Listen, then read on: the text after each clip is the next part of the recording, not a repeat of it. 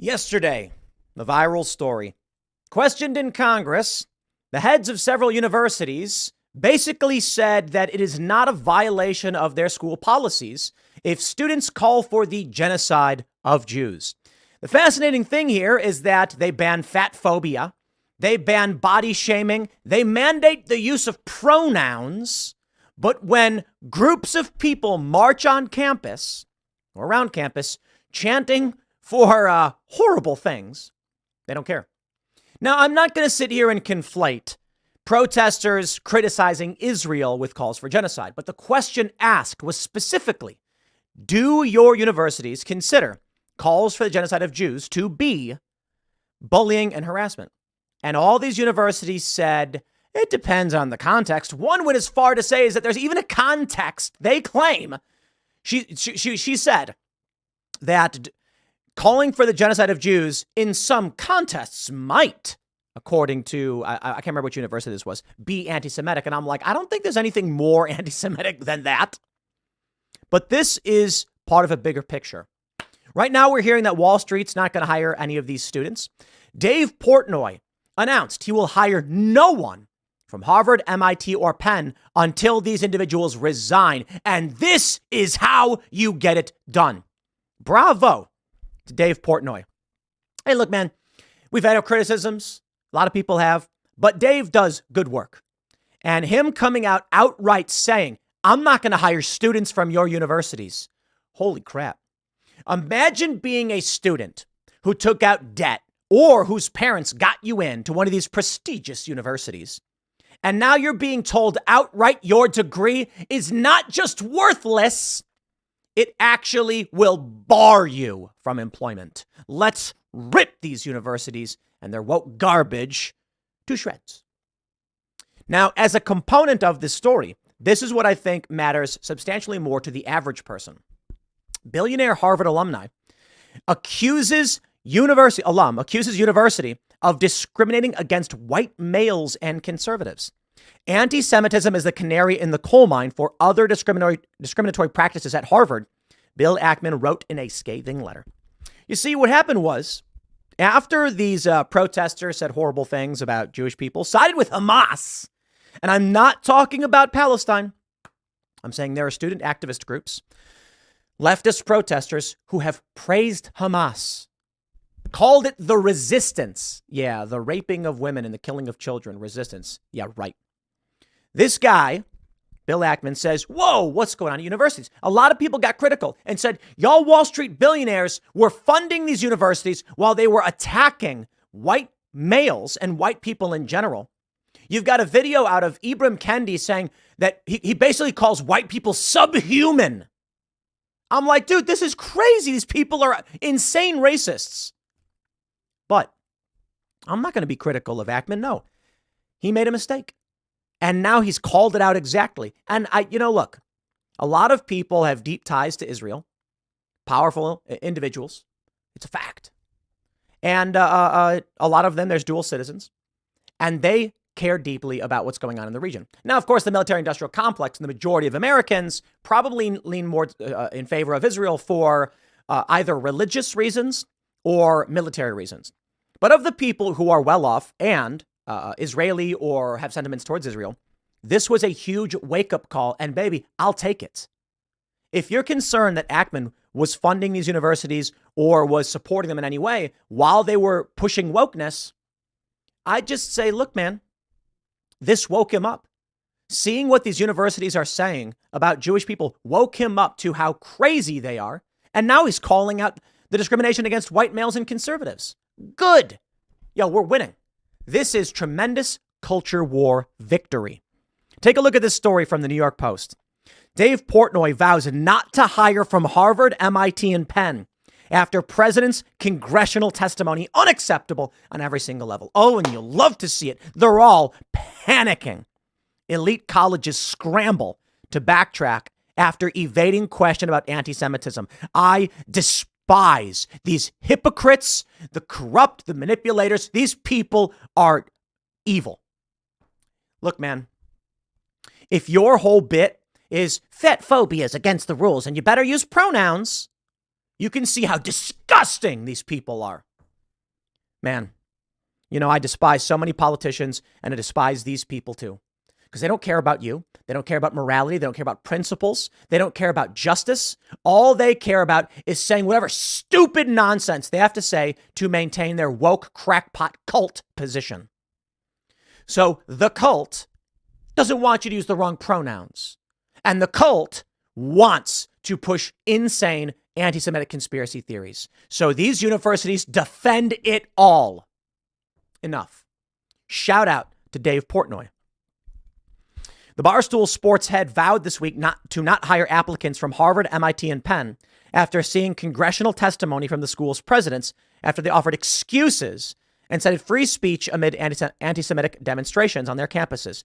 I am playing this game. Take a look at this video.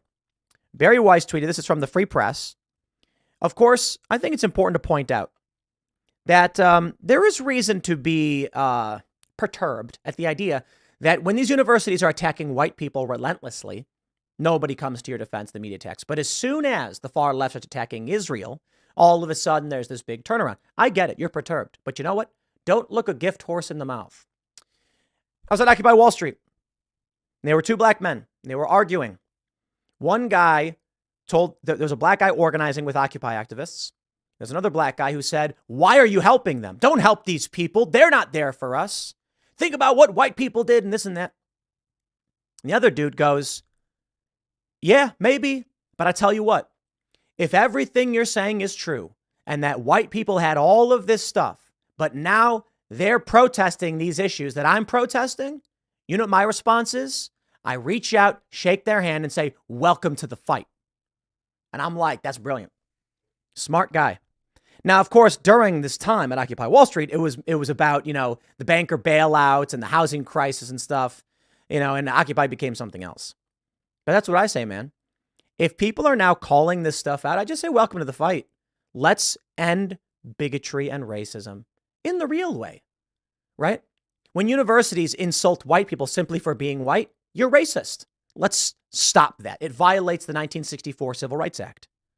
Barry Weiss tweets, at Harvard, fat phobia constitutes violence, but globalize the intifada requires context.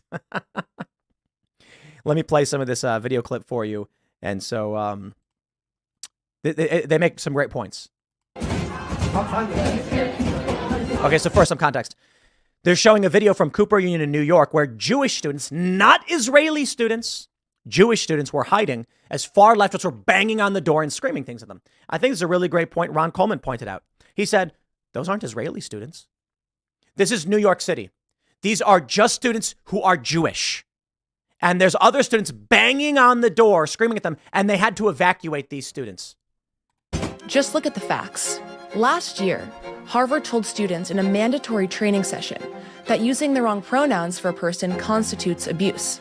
Sizeism and fat phobia, according to the session, are also attitudes that contribute to an environment that perpetuates violence. But when Harvard... Now I'm going to pause there and tell you why this is important.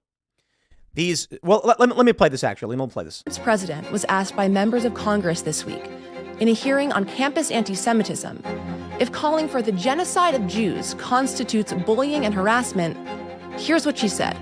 It can be, depending on the context. In 2018, the University of Pennsylvania barred law professor Amy Wax from teaching freshmen after she said black students rarely finish in the top half of their graduating class.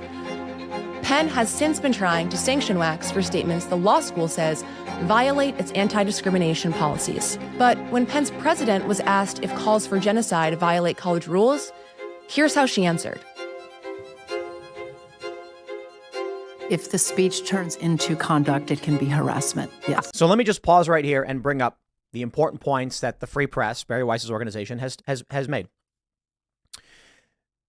These universities have explicitly stated that fat phobia in a general context contributes to a bad environment. Thus, it's against their rules. In this instance, you have a woman who stated, well, let me play this again for you, stated a fact, not attacking anybody. And this generalized statement, not targeting any individual, that they sought action against this person. Half of their graduating class. Penn has since been trying to sanction Wax for statements the law school says violate its anti-discrimination policies. But when Penn's president was asked if calls for genocide violate college rules, here's how she answered. If the speech turns into conduct, it can be harassment. Wow. With a Yes. smile I am on her asking- face. She's smiling. I just so despise these people. They're so evil. They do the Kubrick stare where they tilt their heads down, smile, and go, if it turns into conduct. At least Stefanik went a little heavy with it when she was like, you mean actually trying to commit genocide? They're saying if you go up to someone, scream in their face, something like that. But okay, look, it's here in front of our faces. Look at this story from Fox News. This is what it turns into. Billionaire and Harvard graduate Bill Ackman called out his alma mater for having discriminatory practices against white males, Asians, and conservatives in a scathing open letter. He called anti-Semitism the canary in the coal mine. I guess, but these policies against Asians and white people have been around for like a decade or longer. I'm glad you're now noticing it. I am not going to rag on a guy for not paying attention. If he's here to join the fight, so be it. Let's say you're standing on the front lines of a great battle. A revolution, perhaps. And a French guy shows up and says, I'm here to fight with you. Are you going to go like, oh, yeah? Well, French people did a bad thing before. You're going to be like, thank you. Fight with us and we'll get and we will have independence. Look, we can complain about the past and say, yeah, but you were doing this. Yeah, you had a trade agreement with this nation and their nation is doing this. Hey, man, if you're here to join the fight, thank you for joining the fight. Let's stop the racism, the violence, the anti-Semitism. I so despise these people. They're so evil. Well, ladies and gentlemen, the panic is setting in and you'll love to see it. Elite colleges scramble to backtrack after evading questions about anti-Semitism. I want to stress. They say fat phobia. Dude, we criticized Chris Christie all last night during the GOP debate for being massive. And I'm sorry. Look, I understand there can be issues with people that cause them problems with weight gain and things like that. I do not believe that applies to Chris Christie, but hey, I'm not a doctor.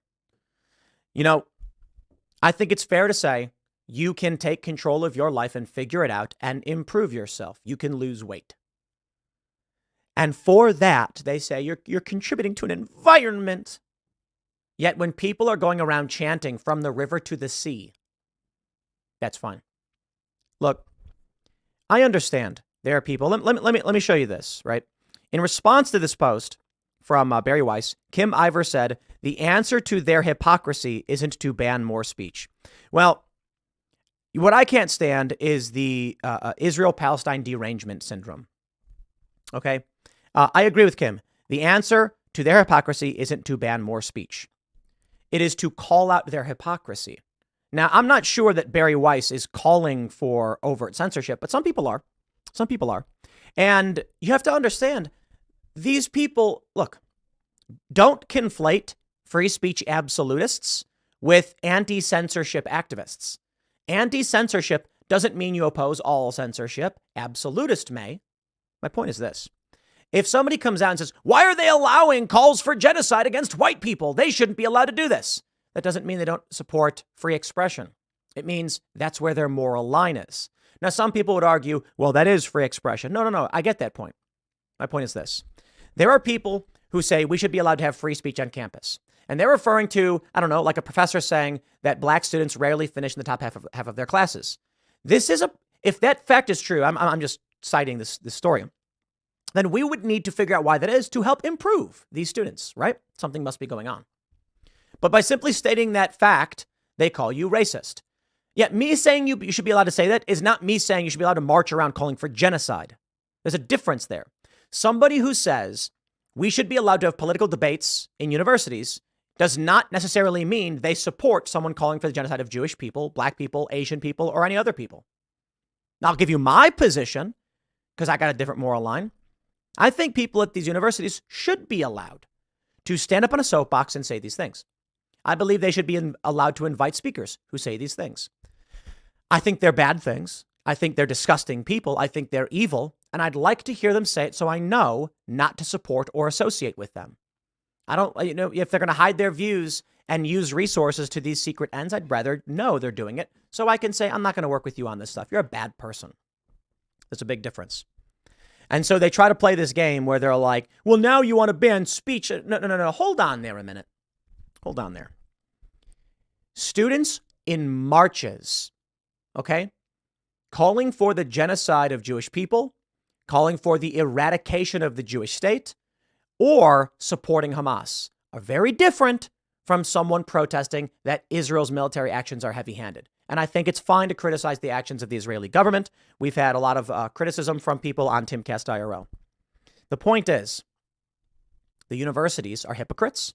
They support calls for they ignore calls for genocide in one direction and ban the wrong pronouns.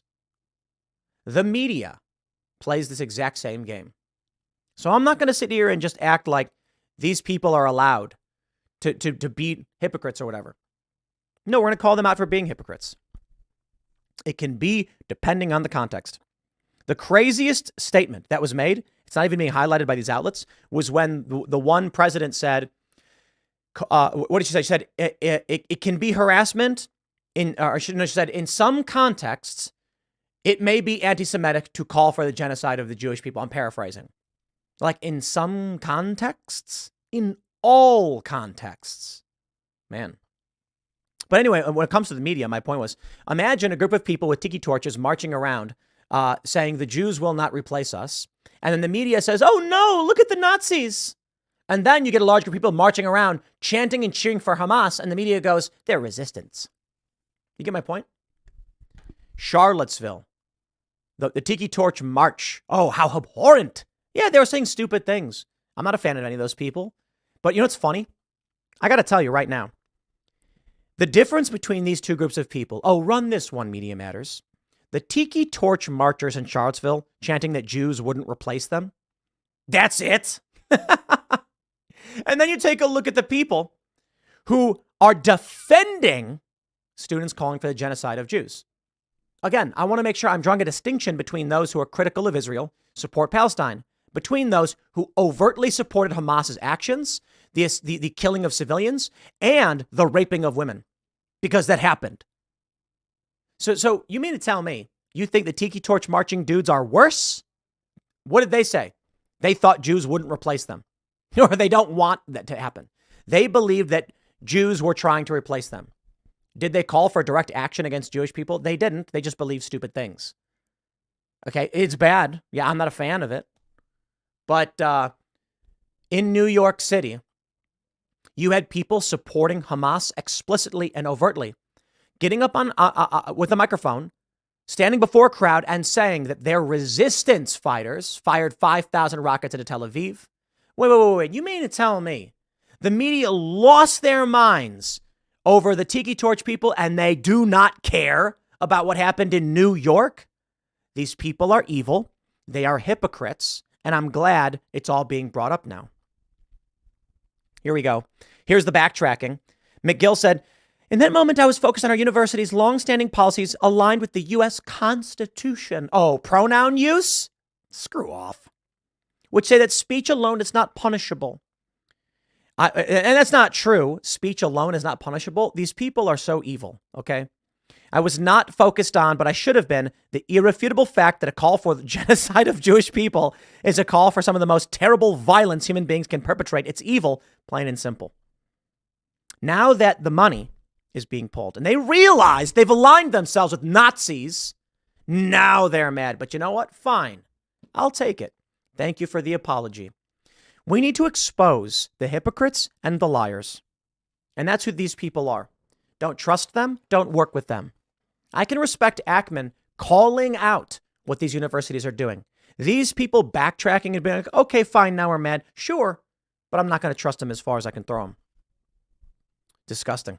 After these past weeks, I know many of you are exhausted and hurting. We have to make room for each other in our hearts and in our daily lives. We cannot and must not let events of the world drive us apart, blah, blah, blah, blah, blah. MIT President Kornbluth said, yeah, you know what they're doing? They thought they had the public on their side.